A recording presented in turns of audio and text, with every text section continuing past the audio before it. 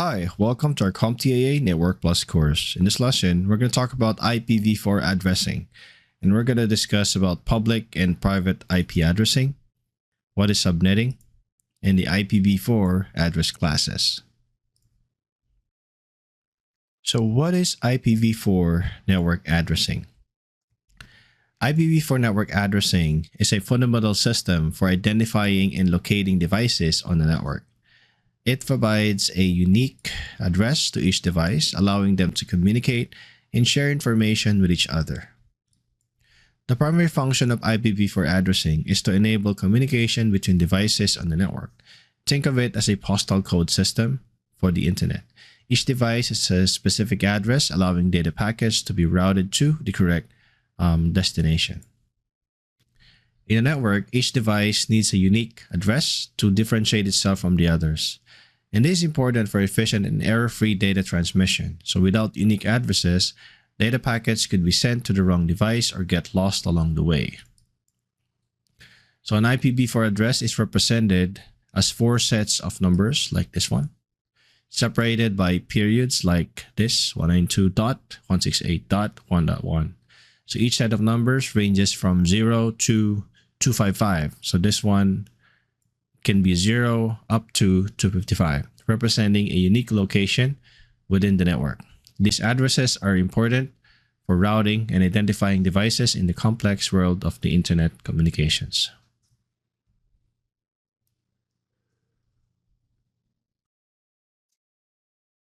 Now let's compare what's a public and private IP address. A public IP address are assigned to devices that need to communicate directly with the internet, something like this.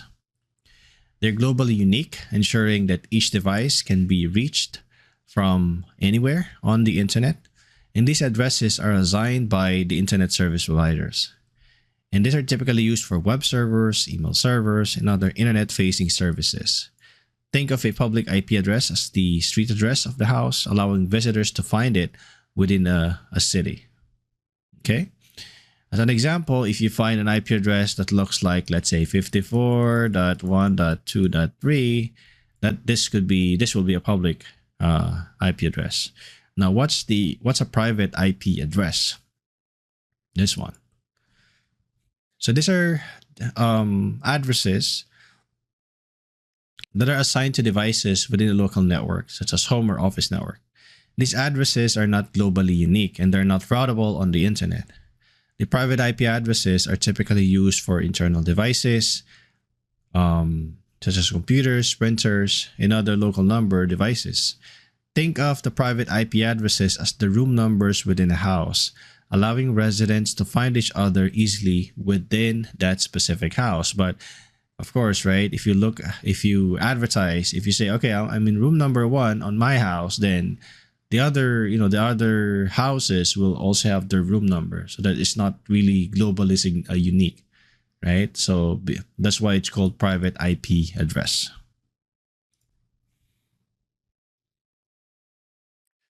So what's an APIPA, or the automatic private IP addressing?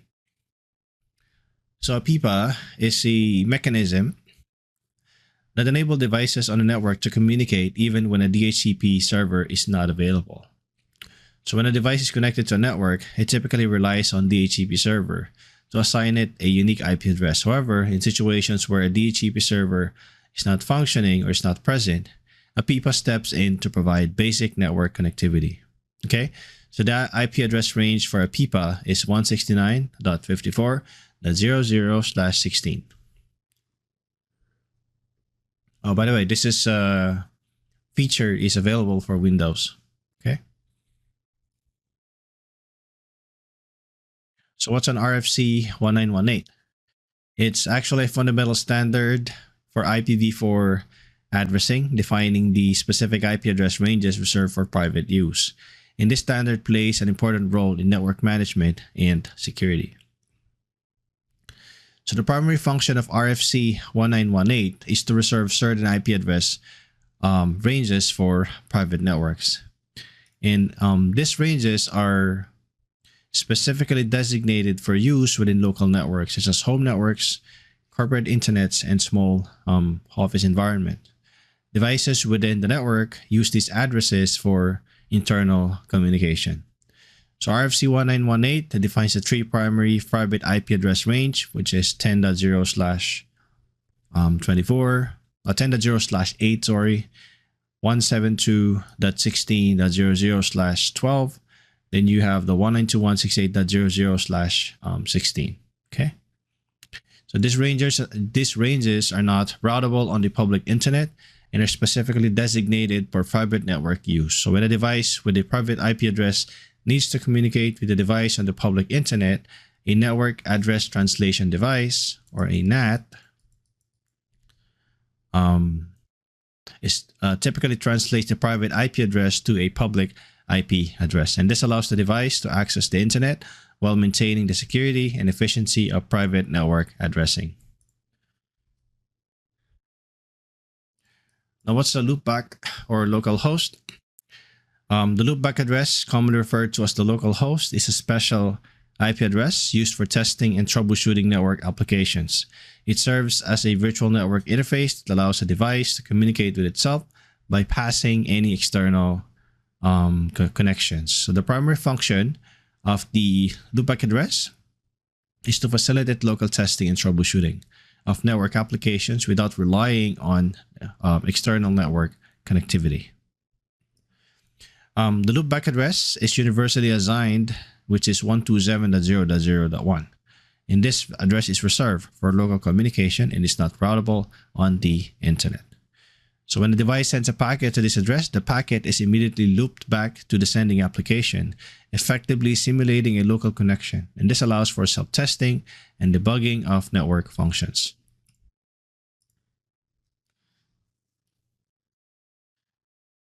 Let's talk about subnetting. What is subnetting? It is a powerful technique used in network administration to divide the larger network into smaller, more manageable subnetworks. And this process is essential for efficiently allocating IP addresses and can improve network performance and enhancing security.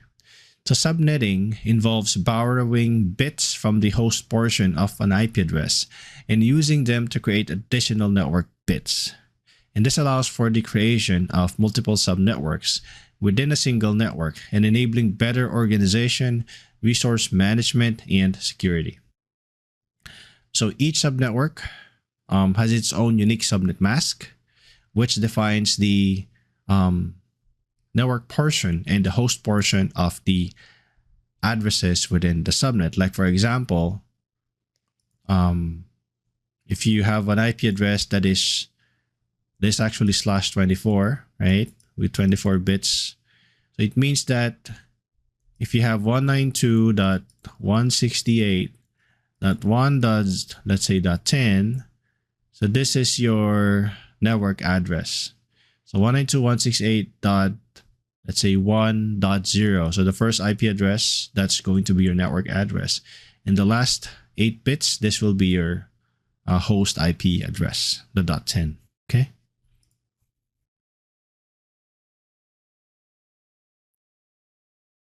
So what's VLSM? So VLSM is a powerful technique for subnetting that allows for varying subnet mask lengths within the network. And this flexibility in network design provides optimized IP address usage and enhances network efficiency. As you will notice, if you actually have a mask of 255.255.255.0, so this means that, of course, all 255, it means you have like 8 bits all are ones. Same with here and the same with here. So if these are 8 bits, so this is actually 24 bits, right? So that is what we call as the slash in the number. Okay, that's a /24. 255.255.255.0 /24. If you have 255.255.255 dot, let's say 127, that's going to be /25. Okay, so that's how VLSM works.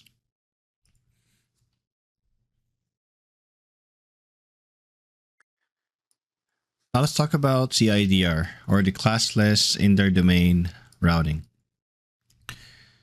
So CIDR is a revolutionary addressing scheme that fundamentally changed the way IP addresses are allocated and managed on the internet. It represents a significant advancement over the traditional classical addressing system, providing greater flexibility, efficiency, and scalability. So the primary function of CIDR, right, is to optimize IP address allocation and route aggregations. It enables more efficient utilization of IP address space, it reduces the size of routing tables and simplifies network management. This is very important for handling the ever-increasing number of devices and networks that connects to the internet. Now, CIDR arose from the need for a more flexible and efficient IP address allocation method. The traditional classical addressing system, which divided IP address into distinct classes based on the network portion, became increasingly inefficient as the internet grew. CIDR address this by allowing for variable linked subnet masks, enabling a more granular allocation of IP addresses and reducing the number of routing entries needed to manage the internet's vast network infrastructure. For example, CIDR notation uses the slash, right, followed by a number to represent the subnet mask. For example, here, 192.168.1.0/24 indicates a network with a subnet mask of 32255.0. So 3255.0. And this notation is concise and clearly represents the network and host portions of the IP address, making it easier for network administrators and routing devices to understand and manage network configurations. Okay, now let's talk about the IPv4 address classes. So IPv4 address classes are a historical categorization of IP address used for allocating IP address space efficiently. This system, while still relevant for understanding network concepts, has been largely superseded by the more flexible and efficient classless interdomain routing system. The original IPv4 address classes were designed to simplify network administrator and address allocation. As you will see here, we have actually 5 up to E, right? And these are the address range. For Class A, you have 1.0 to 126, Class B here, Class C, and Class D.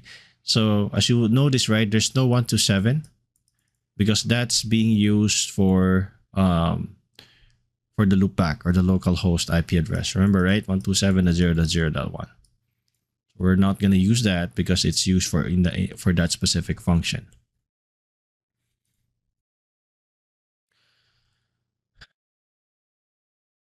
So let's talk further about Class A. So Class A is the first class of IP address in the original IPv4 addressing scheme. And this classification system was designed to categorize IP addresses on their network and host portions, making it easier to allocate addresses and manage networks. So Class A addresses were primarily intended for large networks, which require a significant number of IP addresses to accommodate a vast number of devices. They were often used by government organizations, internet service providers, and government agencies with extensive network infrastructure. The need for Class A addresses stemmed from the desire to allocate a large number of IP addresses efficiently to large organizations and networks. And this class allowed for a wide range of unique host addresses within a single network, supporting the connection of numerous devices. Again, Class A, it is from 10000 to 126.00, and this range is characterized by a network portion of 8 bits. So this means this is the network and this is the host. So that's a really big number, right? Maybe around 16 million hosts that is available. Okay. Talking about Class B, Class B are designed for medium-sized networks, catering to organizations with moderate networking needs. They offer a balance between the extensive address space of Class A and the more limited capacity of Class C. In terms of the range, that's 128.0.0 .0 to 191.255.00. Okay, and this range characterized by network portion of 16 bits. Okay, the configuration, this configuration allows for a maximum of 65,534 unique host addresses within a single Class B network. It's also big, but not bigger, not big compared to Class A because it has 16 million. Let's go to the next one, which is Class C. So they cater to organizations with limited networking needs. It is ideal for home networks, small offices, or departments with larger organizations. Class C addresses offer a balance between providing enough IP address for a small network while minimizing the number of addresses assigned to each network. So the IP address used here is 192.0.0 to 223.255.205.0. Okay. Next is Class D. So Class D are specifically designed for multicast applications or communication. Unlike unicast communication, where a message is sent from one source to a single destination, multicast communication allows a single message to be transmitted from one source to multiple destinations simultaneously. In terms of the range, it starts from 224.0.0 to 239.255.205.0. And this range is characterized by network portion of 4 bits, leaving the remaining 28 bits for the host portion.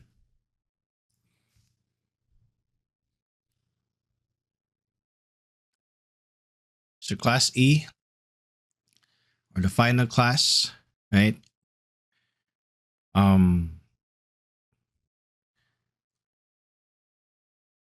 So the Class E, it's not typically used for general network communication.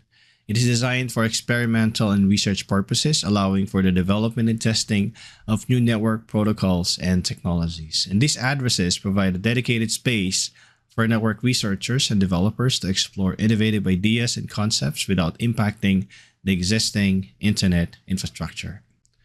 The range starts from 240.0 up to all 255. This range is characterized by a network portion of 5 bits, leaving 27 bits for the host portion. Maximum of around 134 million unique host addresses within a single Class E network. All right, let's now go to some exercises about subnetting. So you're given the IP address 192.168.1.0/24. You got to subnet this address into 4 equal subnets. Once you're done with it, you got to identify what are the subnet masks for the 4 subnets, what are the IP ranges for each subnet, and what are the broadcast addresses for each subnet. So I'll give you probably 5 minutes, right? You can pause the video and answer this, then we're going to talk about the answer on the next slide.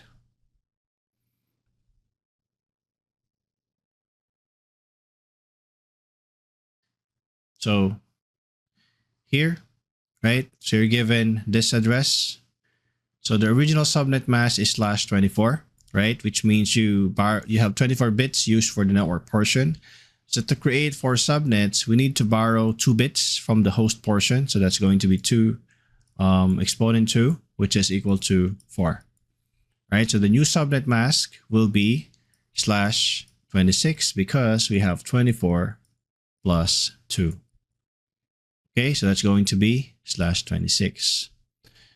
So here it answer subnet mask is /26. What are the IP ranges? So you just have to divide it based on the size of /26. So how do you know how big a /26 is? There's a lot of approach here. You can look at the remaining bits, which is 6, right? So 6 bits, so 2 to the 6, I believe it's, well, 64, right? So just minus 1, so that's 63. So that's where you will build, you will be able to count for the sizes of each subnet. So start from the first one, which is 1.0, just add 63, right? So that's 192.168.1.0 up to 63. That's the first subnet /26. Then the next IP is 64 plus 63. That's 127. Then 128 and so on and so forth. Okay. So how do you get the broadcast address? The broadcast address is the last IP address of the subnet, which is 63, 127, 191, and 255. Okay, that's the end of the lesson. Here we spoke about IPv4 addressing, and we talk about public and private addressing, subnetting, and IPv4 address classes. Okay, thank you very much for watching the video.